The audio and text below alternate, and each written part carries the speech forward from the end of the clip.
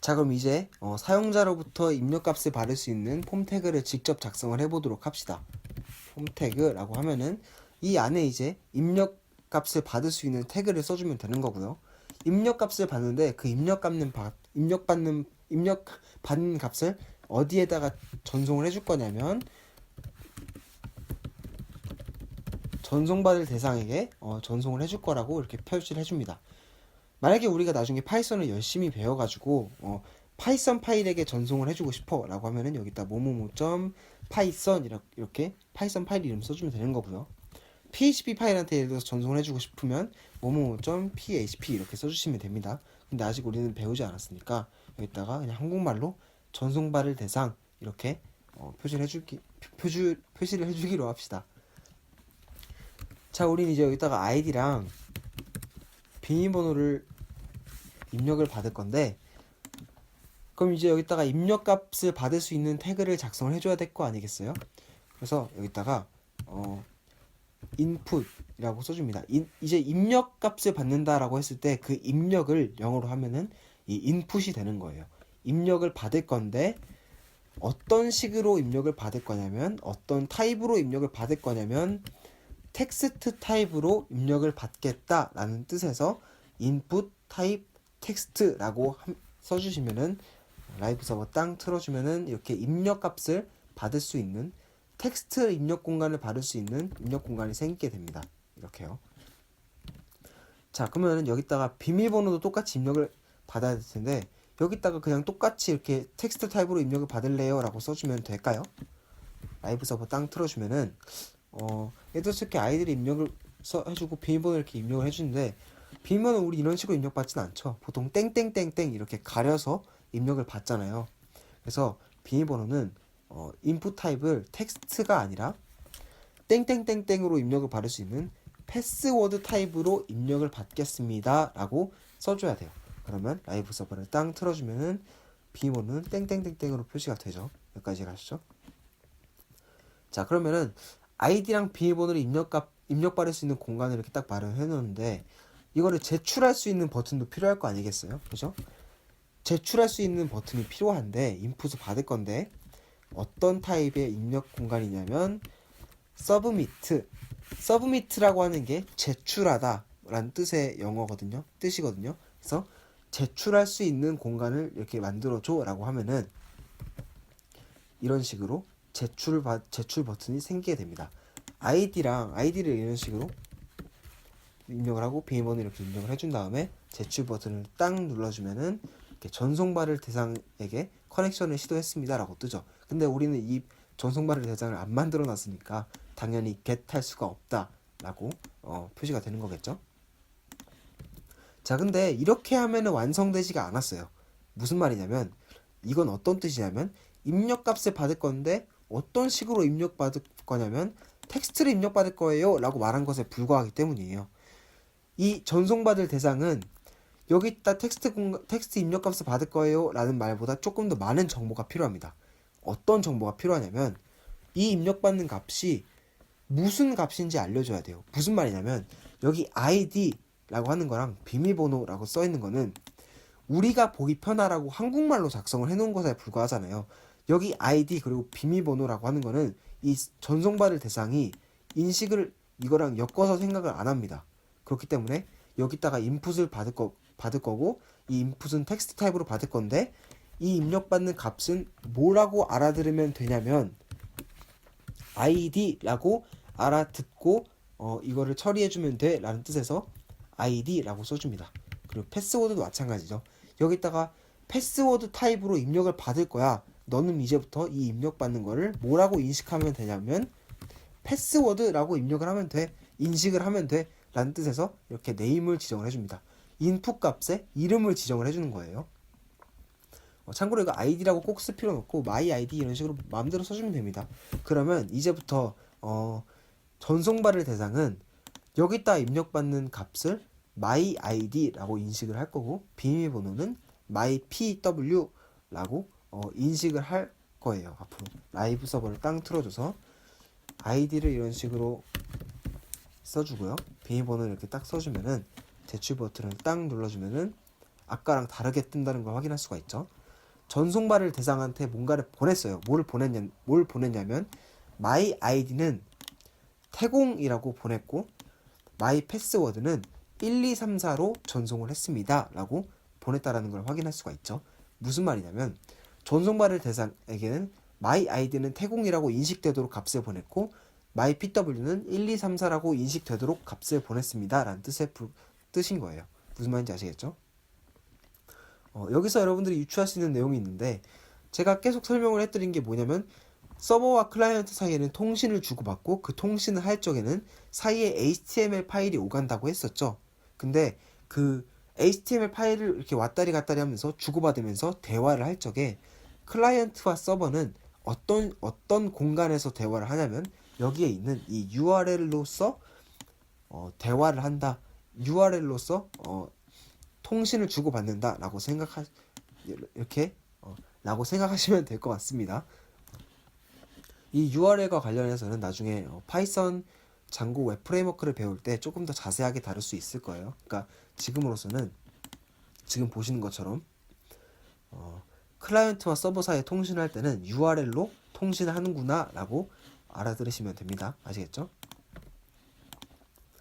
자, 그럼 이제 폼 태그는 일단 첫 번째 폼 태그는 여기까지 작성을 하고요. 줄을 바꿔주고 줄 바꾸는 건 브르라고 했죠. 줄을 바꿔주고요. 저번 시간에 살짝 복습하는 의미에서 여기다 이미지를 넣어보자면 여기 이미지를 넣을 건데 어디에 있는 이미지를 소스는 어디에 있는 이미지를 쓸 거냐면 스노우맨이라고 하는 이미지를 쓸 거야 라는 뜻에서 이미지 소스 equal snowman.jpg 라고 입력을 해줍니다. 참고로 여기 있는 이 이미지 폴더의 이미지 파일의 이름은 이 HTML 파일과 같은 폴더 안에 있어줘야 한다는 거 제가 그때 말씀드렸죠. 그 다음에 라이브 서버를 땅 틀어주면은 이런 식으로 사진이 나오게 됩니다. 근데 사진이 너무 크죠, 그쵸? 이 사진의 크기를 조정을 해줘야 되는데 사진의 크기는 높이를 조정할 수도 있고 너비를 조정할 수도 있고 둘 다 조정을 할 수가 있습니다. 근데 높이를 먼저 조정을 해보자면 높이는 영어로 하면 하이트인데 하이트를 300픽셀로 조정을 할 거야 라고 하면은 높이는 300픽셀 그리고 너비는 적당한 비율로 알아서 조정이 이렇게 됩니다. 이게 300픽셀이에요. 근데 높이뿐만 아니라 너비도 조정을 할 수가 있다고 했죠. 너비는 영어로 하면 width인데 이렇게 하면은 이번에는 너비가 300픽셀이고 높이는 알아서 그 적당한 비율로 조정이 됩니다. 여기까지 이해 가시겠죠? 자, 그럼 이번에도 줄을 바꿔주고요. 폼 태그를 한 번 더 작성을 해봅시다. 이번에는 아이디랑 비밀번호를 입력을 받을 건데 이번에는 일기장을 한번 일기장을 한번 만들어 보죠. 간단하게.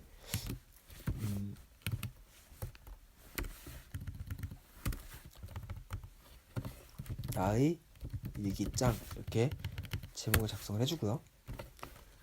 일기장에는 뭐 이렇게 제목이 필요하겠죠? 일기장 제목, 그 다음에 이번에도 아까랑 똑같이 인풋을 받을 건데 어떤 식으로 입력을 받을 거냐면 텍스트 공간으로서 입력을 받을 거야 라고 알아들을 수 있게 입력할 수 있는 태그를 작성을 해줍니다. 그리고 이번에도 여기 입력값에 전송해 줄 수 있는 대상을 명시해 줘야겠죠? 입력을 받을 건데 누구한테 전송을 해주면 되냐면 전송받을 대상에게 이 아래에 입력하는 내용을 보내주면 돼 라는 뜻으로 액션 값을 이렇게 지정을 해줍니다. 그리고 아까랑 동일하게 제출 버튼도 필요하겠죠? 제출 버튼도 만들어 줍니다. 근데 제목은 입력 타입은 텍스트 타입으로 입력을 받는데 아이디랑 다르게 서버 전송받을 대상이 이 입력값을 뭐라고 알아들으면 되냐면 이 입력값의 이름은 뭐냐면 다이어리 타이틀로 여기 있는 이 입력값을 인식하면 돼 라는 뜻에서 이렇게 네임을 지정을 해줍니다. 이 네임이 어떤 뜻인지 다들 이해 가셨죠? 그 다음에 이렇게 제목을 입력을 했으니까 내용을 이렇게 입력이 이제 받아야겠죠? 근데 내용을 인풋 타입을 텍스트 이렇게 작성을 한 다음에 라이브 서버를 땅 틀어주면은 약간 문제가 생겨요. 제목은 한 이 정도면 될 것 같은데 내용을 입력받을 수 있는 공간이 너무 적죠, 그쵸? 우리 실제로 일기장 작성할 때 이거보다는 조금 더 널찍한 입력 공간에다가 작성을 하잖아요, 그쵸? 그래서 제목은 이 정도 크기면 될 것 같은데 입력값을 입력받을 수 있는 공간을 조금 더 키우고 싶어요. 그건 어떻게 키우냐면은 이렇게 줄을 바꿔주고요. 여기도 마찬가지로 줄 바꿔주고 조금 더 널찍한 입력 공간이 필요한 거잖아요, 그렇죠? 그럴 때는 input type text라고 하지 말고 여기 나와 있네요. 텍스트 에어리아라고 하는 태그를 작성을 해주시면은 조금 더 널찍한 입력 공간이 보시는 것처럼 생기게 됩니다. 조금 더 널찍해졌죠, 입력 공간이. 근데 그럼에도 불구하고 아직 입력할 수 있는 공간이 너무 적어요, 그렇죠? 이 입력할 수 있는 공간은 속성으로서 조금 더 크기를 조정할 수가 있는데 행과 열을 나타내는 거는 콜럼과 로우라고 하거든요. 그러니까 입력받을 수 있는 공간을 행열로 그 가로 길이는 어느 정도, 세로 길이는 어느 정도를 지정을 해준다는 뜻에서 행열 콜럼 예를 들어 30 로우즈 예를 들어서 뭐 20 이런 식으로 가로 길이, 세로 길이를 어느 정도 조정을 해준 다음에 라이브 서버 땅 틀어주면은 아까보다 조금 더 널찍한 공간이 생겼다라는 거를 확인을 할 수가 있는 거죠. 여기까지 잘 따라오셨죠? 그죠? 근데 나의 일기장 이렇게 입력을 받고 제목을 뭐 오늘 낚시를 갔다라고 한 다음에 이렇게 입력을 받는 것도 좋지만 이렇게 선택할 수 있는 항목도 생기면 되게 좋을 것 같아요. 무슨 말이냐면 이렇게 버튼이 이렇게 여기다 버튼 하나 만들어 가지고 이 버튼을 딱 꾹 클릭을 하면은 뭐 좋은 일, 슬픈 일, 그저 그런 일 이런 식으로 그날에 따라서 일기장을 또 일기장 내용을 달리하는 것도 재밌을 것 같아요. 그러니까 선택할 수 있는 버튼을 만들고 싶은데 선택할 수 있는 버튼은 어떻게 만드냐면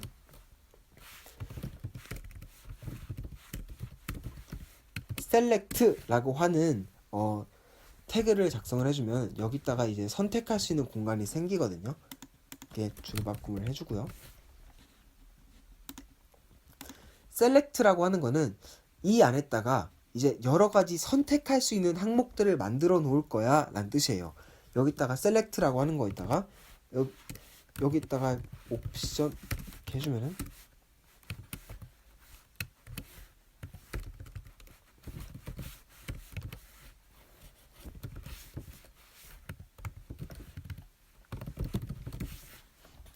이렇게 옵션 값을 지정을 해주면은 라이브 서버 땅 틀어주면은 이런 식으로 좋은 날 이런 식으로 선택할 수 있는 그 항목이 생겨요. 근데 좋은 날, 슬픈 날, 그저 그런 날 몇 개 항목을 더 만들고 싶으면은 그냥 간단하게 옵션을 그냥 이렇게 추가를 해주시면 됩니다.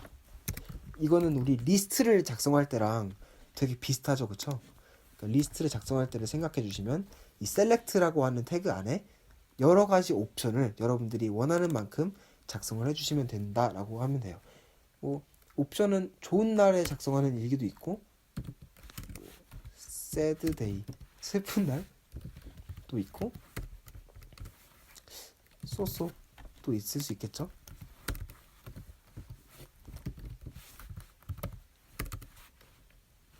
그저 그런 날. 이 value는 뭐냐면 위에 있는 name과 비슷한 거예요.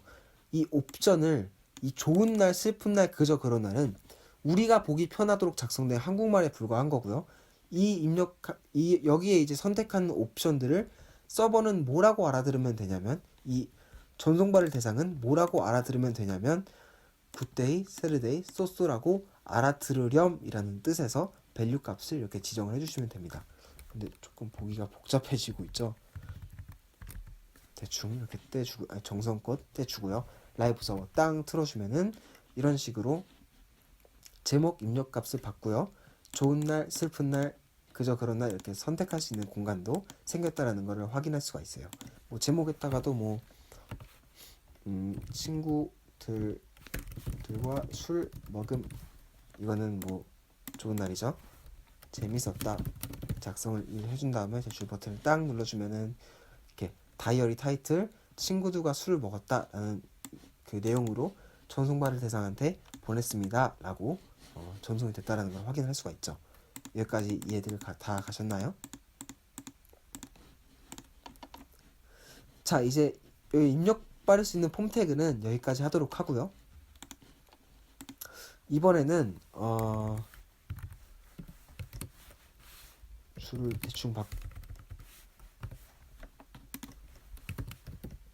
바꿔주고, 이번에는 리스트를 저번 시간에 배운 거 복습하는 의미에서 리스트를 한번 작성을 해봅시다. 리스트에는 순서가 있는 리스트랑 순서가 없는 리스트가 있다고 했죠. 근데 이번에는 순서가 있는 리스트를 만들고 싶은데, 순서가 있는 리스트는 영어로 그대로 옮기면 오더드 리스트가 되는데, 이거를 줄여서 OL이라고 표시를 하기로 했었죠. 그쵸? 그리고 여기다가 그 리스트 항목을 리스트 태그로 이렇게 감싸준다고 했어요. 뭐 예를 들어서 이 리스트는 뭐냐면 나의 일대기라고 하면은 여기다가 뭐 리스트에다가 유년기, 그리고 여기다가 뭐 질풍노도의 시기라고 하고, 그리고 여기다가는 뭐 방황기, 그리고 여기다가 지금 이렇게 해주면은 리스트가 작성됐다라는 거를 바로 확인을 할 수가 있어요. 순서가 있는 리스트니까 1, 2, 3, 4 번호가 매겨진 거고요. 여기까지 가셨죠? 근데 이것도 리스트 방금 전에 이렇게 하나하나 작성하는 거 되게 지겨워 보이고 순서 되게 시간도 오래 걸렸죠. 그쵸? 만약에 리스트가 한 100개면은 여기 있는 거 하나하나 이렇게 막 LI 이런 식으로 하기가 되게 번거롭잖아요. 그쵸? 그래서 이 비주얼 스튜디오 코드는 이 리스트를 작성을 할 때도 단축키를 제공을 합니다. 그 단축키는 어떤 거냐면 OL 닫는 태그 li 별 3, 예를 들어 3, 리스트 크기가 뭐 4개면은 4 이렇게 한 다음에 탭 하면은 이런 식으로 바로 입력받을 수 있는 공간이 생겨요. 방금 이제 다시 이번에는 순서가 없는 리스트를 만들고 싶어요. 그러면 ul 닫는 태그 li 별, 참고로 말씀드리자면 별은 곱하기라는 뜻입니다. 리스트를 만들고 싶은데 그 항목 곱하기, 예를 들어서 이번엔 5개를 만들고 싶다 라고 한 다음에 탭키를 딱 눌러주면은 이런 식으로 부모 노드와 자식 노드가 쭉 세팅이 된다는 걸 확인할 수가 있죠. 이런 것들 단축키 많이 알고 있으면 나중에 되게 편하실 거예요. 여기까지 가셨죠? 이번에는 여기다가 이 리스트를 그냥 이런 식으로만 보면은 되게 조금 밋밋하잖아요. 그쵸? 그래서 이번에는 이 리스트에다가 하나하나 링크를 걸어보도록 합시다. 무슨 말이냐면 이 리스트에다가 유년기를 딱 클릭하면은 내 유년기에 대한 내용이 나오고, 질풍노도의 시기라고 하면 그 내용이 나오고, 이런 식으로 이 글자에다가 링크를 걸어보도록 할게요. 이 내용도 저번 시간에 배웠던 거라서 복습한다는 의미로 쭉 보시면 될 것 같습니다. 여기다가 이 유년기라는 글자에다가 링크를 걸 거야. 어떤 링크를 걸 거냐면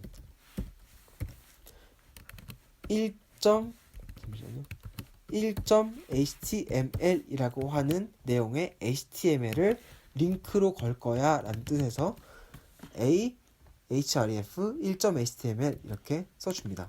여기까지는 다 아시는 거죠. 그리고 1.html은 지금 제가 작성하고 있는 이 HTML과 같은 폴더 안에 있어야 돼요. 근데 제가 지금 보시면 아시다시피 여기에 1.html이 없죠. 그쵸?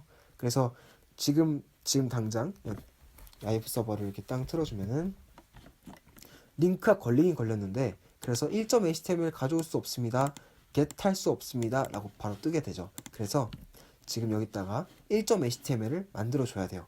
어떻게 하냐면 일단 new 파일을 만들어야 되는데, new 파일을 만드는 방법은 컨트롤 N 이렇게 눌러주면은 바로 새로운 파일이 열리게 되는 거고요. 이때 컨트롤 S를 해서 바로 저장을 합니다. 이름은 1.html로 저장을 하면은 이런 식으로 같은 폴더 안에 index.html과 같은 폴더 안에 1.html이 생긴다는 것을 확인할 수가 있죠. 유년기니까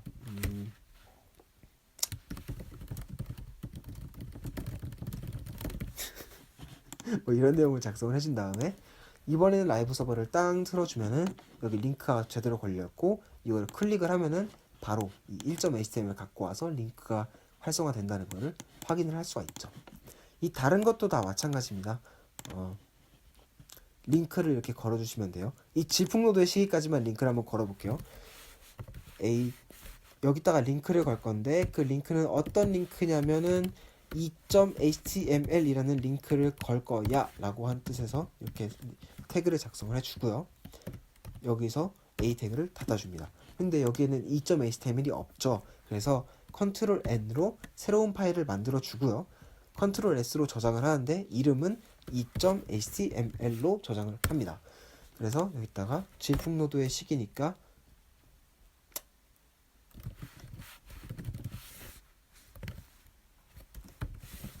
이렇게 저 사실 막 나간 사람은 아니에요. 아무튼 이렇게 링크를 걸어주면은 아까랑 마찬가지로 여기 링크가 걸렸고 이걸 눌러보시면은 2.html을 갖고 왔다라고 표시가 된다는 것을 확인을 하실 수가 있죠. 여기까지 가시죠. 방황기랑 지금도 마찬가지 과정을 거치시면 되는데 이 부분은 조금 지루할 수 있으니까 편집의 힘을 빌려서 바로 작성을 해보도록 하죠. 빨리 감기. 자, 완성입니다. 모든 링크가 다 걸렸어요. 그래서 최종적으로 라이브 서버를 땅 틀어주시면은 이런 식으로 링크가 다 걸렸다라는 거를 확인하실 수가 있죠. 일단 오늘은 HTML 파일은 여기까지 작성을 할 거고요. 일단 코드를 쭉 한번 리뷰를 본다면은 서버한테 이거는 HTML 파일이에요. HTML 파일인데 언어는 한국말로 되어 있어요 라고 얘기를 해주고요. 이 헤드 태그는 직접 이렇게 문서에 드러나지는 않지만 이 문서를 설명해주는 아주 중요한 내용을 헤드 태그에 담는다고 말씀을 드렸어요. 그 중에는 인코딩 방식을 UTF-8로 한다. 그리고 여기에 이런 식으로 뜨는 것처럼 이 문서에 직접적으로 드러나지 않지만 이 문서를 한마디로 설명해 줄 수 있는 타이틀도 여기다 써준다고 했어요. 여기 H1, H2 태그는 각각 중요도 순서에 따른 제목이라고 보시면 되고요. 이 폼 태그가 이번 시간에 중요하게 다뤄지는 내용인데 이 폼 태그는 여기다가 이제 입력을 받을 건데 이게 폼인데 여기 입력하는 내용은 전송받을 대상한테 보낼 내용이야. 그리고 여기다가 인풋을 받을 건데 그건 어떤 형식이냐면 텍스트 타입이야. 그리고 그거는 my id라고 알아듣도록 해 라는 뜻에서 이런 식으로 태그를 작성을 했고요. 비밀번호도 마찬가지죠. 인풋을 받을 건데 패스워드 타입으로 입력을 받을 거야. 그리고 그거는 my pw라고 인식을 하도록 해 라는 뜻에서 이렇게 입력을 받는다고 했습니다. 인풋 타입 서브미트는 제 출 버튼이었고요. 이거는 저번 시간에 했으니까 넘어갈게요. 여기서는 셀렉트가 좀 중요했었죠. 셀렉트 여기는 이제 고를 수 있는 공간을 여기다 만들어 줄 건데 거기에 대한 옵션은 이렇게 쭈루루룩 있어 라고 써주시면 됩니다. 그리고 OL 이건 뭐 단축키도 말씀을 드렸었죠. 링크 거는 거 되게 중요하니까 이거 여러분들은 잘 알아두셔야 됩니다. 아시겠죠? 그다음에 최종적으로 나온 라이브 서버는 이렇게 되는데 여기에 나와 있는 이 코드를 라이브 서버로도 확인을 할 방법이 있습니다. 그건 어떤 방법이냐면 마우스 오른쪽 꾹 눌러주신 다음에 페이지 소스 보기 참고로 구글 크롬 기준입니다. 크롬 기준으로 해서 페이지 소스 보기를 이렇게 클릭을 땅 해주시면 굉장히 마법같이 우리가 작성한 그 HTML 코드가 이렇게 쭉 나와 있다는 것을 확인할 수가 있어요. 굉장하죠? 되게 신기하죠? 안 신기한가요? 참고로 여기 밑에 있는 거는 비주얼 스튜디오 코드 때문에 나온 코드니까 신경 안 쓰셔도 되고요. 이렇게 페이지 소스 보기로도 이렇게 HTML 파일을 확인할 수가 있다라는 거 아시면 될 것 같고요. 참고로 페이지 소스 보기 말고도 그 F12 버튼을 꾹 눌러 보시면은 이런 식으로 좀 복잡하게 생긴 화면이 나오는데 이거는 구글 크롬 개발자 도구라고 하는 겁니다. 뭐냐면 이런 식으로 하나하나씩 갖다 대면은 그 해당 안에 이제 코드들을 이런 식으로 비춰주는 역할을 하는 게 구글 크롬 개발자 도구라고 보시면 됩니다. 이런 식으로 H1 태그에다가 이렇게 갖다 대니까 실제로 HT1 태그가 이렇게 하이라이트가 되죠. 뭐가 있을까요? 또 리스트를 이렇게 딱 갖다 대면은 리스트 전체에다가 이렇게 박스가 쳐져지고요. 첫 번째 리스트에다가 이렇게 갖다 대면 해당 부분이 하이라이트가 되죠. 근데 이런 식으로 여러분들은 웹 프로그래밍을 할 때 지금 이 개발자 도구랑 굉장히 친해지는 게 좋습니다. 왜냐면 나중에 디자인적인 요소를 작업을 하실 때도 많이 쓰이고요. 이걸 하면은 이 페이지가 어떤 식으로 이루어져 있는지 한눈에 보실 수 있기 때문에 이 구글 개발자 도구랑 친해지시길 바랄게요. 일단 오늘 작성한 코드 리뷰는 여기까지 할 거고요. 우리 직접 한번 본격적으로 이미 만들어져 있는 어떤 웹페이지를 예를 들어서 네이버를 이렇게 켠다고 하면은 네이버가 이렇게 되게 이쁘게 되어 있는데 이것 또한 페이지 소스 보기로 이렇게 보면은 여기 해당하는 HTML 코드가 이렇게 나오게 됩니다. 우리가 다 배웠던 거죠. 느낌표 독타입 HTML 이거는 HTML 파일이야 라고 써주는 내용이고요. HTML 랭귀지 코리안 이 내용은 한국말로 돼 있어 이 부분이고 헤드 태그는 뭐라고 했죠? 더 이상 반복하지 않을게요. 그리고 여기도 마찬가지로 인코딩 방식이 UTF-8이네요. 그쵸? 근데 여기 있는 건 여러분들이 나중에 더 배우시면 알게 될 거예요. 그죠? 쭉 내려가시면 여기까지가 헤드 태그고요. 타이틀 배웠죠? 여기 네이버라고 뜨는 게 바로 여기에 있는 네이버예요. 만약에 우리가 여기를 네이버라고 하지 않고 뭐 다음이라고 하면은 여기 다음이라고 뜨겠죠? 스타일이라고 하는 건 나중에 배울 CSS와 관련된 내용이고요. 헤드 태그 우리가 다 배운 것들이 이렇게 나와주네요. 폼 태그 입력바를 쓰는 공간 다 이렇게 나옵니다. 그러니까 이게 이 코드 전체가 네이버를 이루는 코드라고 보시면 돼요. 여기까지 가셨죠? 이것도 뭐 구글 개발자 도구로 켜보시면은 바로 이렇게 소스를 보실 수가 있는데 장난을 좀 쳐볼까요?